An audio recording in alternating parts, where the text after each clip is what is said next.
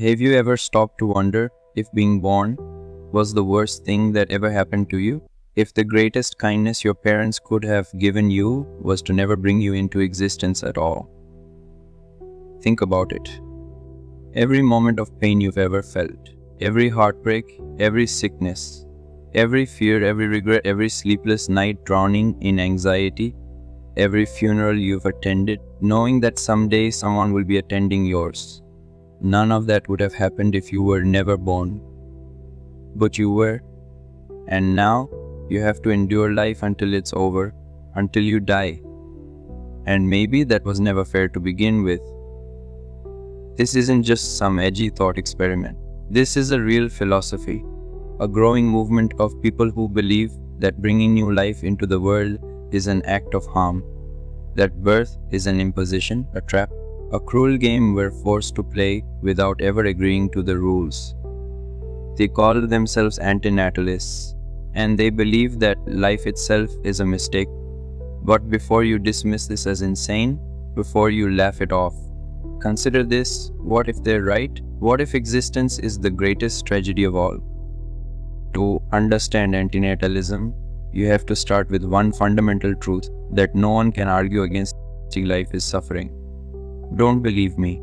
Let's take a step back. Right now, somewhere in the world, a child is taking its first breath, only to be born into poverty. Someone is sitting in a hospital, waiting for a diagnosis that will change their life forever.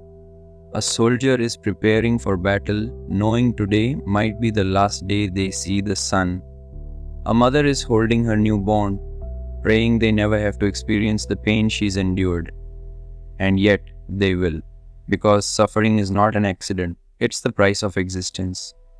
And antinatalists believe that price is too high.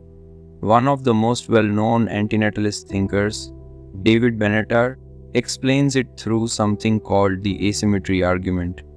And this is where things get unsettling. Benatar says, if you are never born, you never suffer. That is a good thing. If you are never born, you never experience joy. But since you don't exist to miss it, that is not a bad thing. But if you are born, you will suffer. That is guaranteed. You might have happiness too, but it comes at the cost of inevitable pain, which means the only way to guarantee a world without suffering is to never create life in the first place. Think about that for a second. No suffering, no loss, no heartbreak, ever. If no one is born, no one suffers. If that's true, then doesn't that mean every birth is an act of harm? Antinatalists say, if you have a child, you are forcing them into a world of inevitable pain. You are gambling with someone else's life without their consent. And that, they argue, is the ultimate selfishness.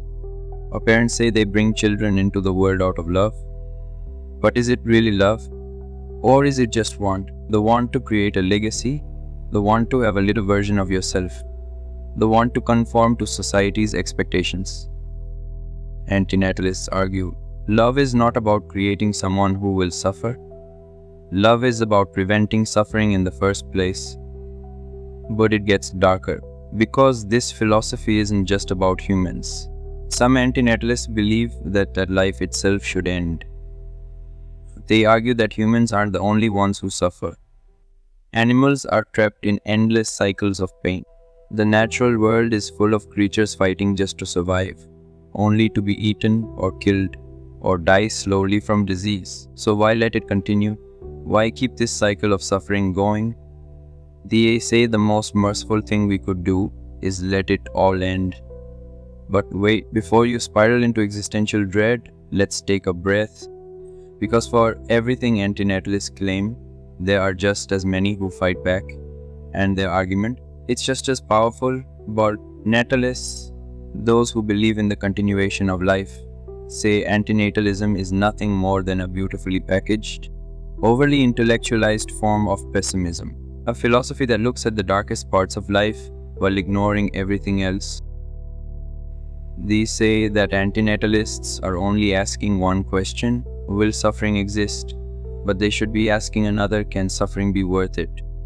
Because let's be honest, yes, life has suffering. Yes, life has pain, but does that mean it's not worth living? Imagine if you could go back in time before you were born. Someone offers you a choice. You can exist with all the pain, fear, and hardship that life brings, or you can never experience anything at all. Would you choose non existence? Most of us wouldn't, because pain exists, but so does love, so does joy, so does passion, adventure, laughter, discovery, purpose. Suffering is a part of life, but it's not the whole of life. Natalists argue that antinatalists are making a fundamental mistake. They assume that suffering automatically makes life not worth it. But what if it doesn't? What if suffering is just a cost of something greater? Natalists argue that antinatalists are making a fundamental mistake.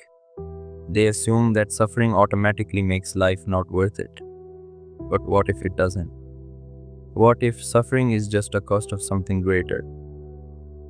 Think about it. Would you erase the existence of Van Gogh because he suffered from mental illness?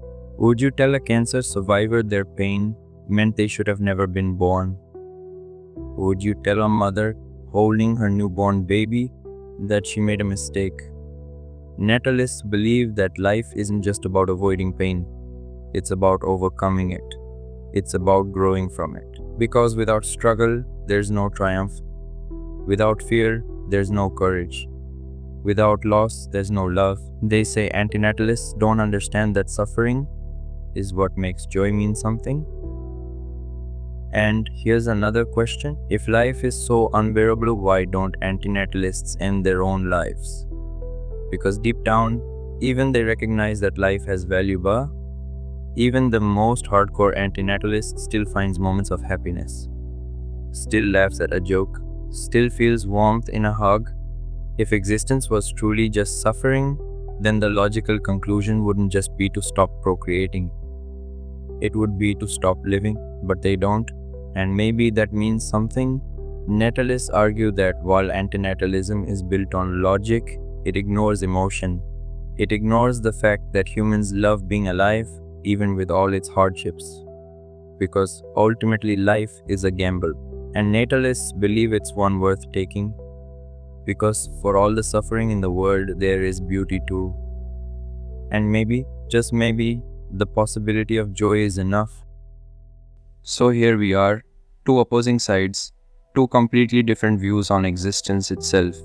On one hand, the antinatalists, who argue that life is suffering, that existence is a burden we should never impose on another being. On the other, the natalists, who say life is a gift, that suffering is just a piece of the puzzle, and that joy makes it all worth it. Two perspectives, two philosophies, but only one question remains: who is right? And maybe there is no right answer. Maybe this isn't about logic anymore. Maybe this is about something deeper, something primal, something that can't be measured in arguments and counter-arguments. Because at the heart of this debate is one uncomfortable truth. Neither side can ever truly prove their point. Antinatalists say life is suffering, but suffering is subjective. One person's unbearable agony is another's obstacle to overcome. Natalists say life is beautiful, but beauty is fragile. A single tragedy can shatter someone's entire existence.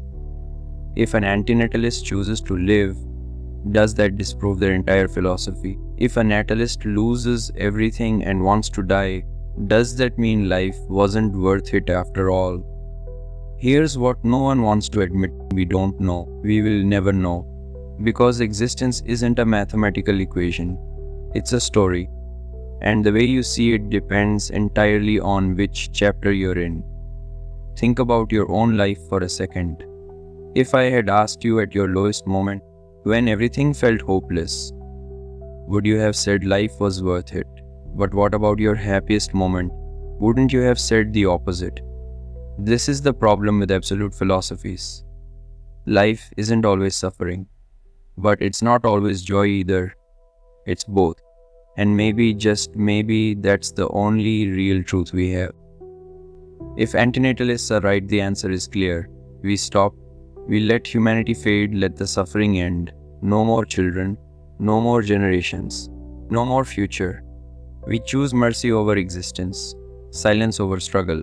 But if natalists are right, then we keep going. We embrace life, suffering and all. We take the pain because of the joy. We believe that even in the darkest night, there is a dawn worth waiting for. Two choices, two futures. One where humanity fades away peacefully, one where we keep fighting, risking everything, hoping that life is more than just pain. But here's the truth that neither side wants to admit. No matter which path we take, someday we all disappear. Whether we stop having children today or 1,000 years from now, the sun will burn out, the earth will die, the universe itself will one day go cold and empty. No matter what, we are temporary. And maybe that's the real tragedy, or maybe it's the most freeing truth of all. So, now it's your turn. I've given you both sides. I've shown you the arguments, the logic, the emotion. But this is personal. This is about you. Do you believe life is worth it? Or do you believe it should end?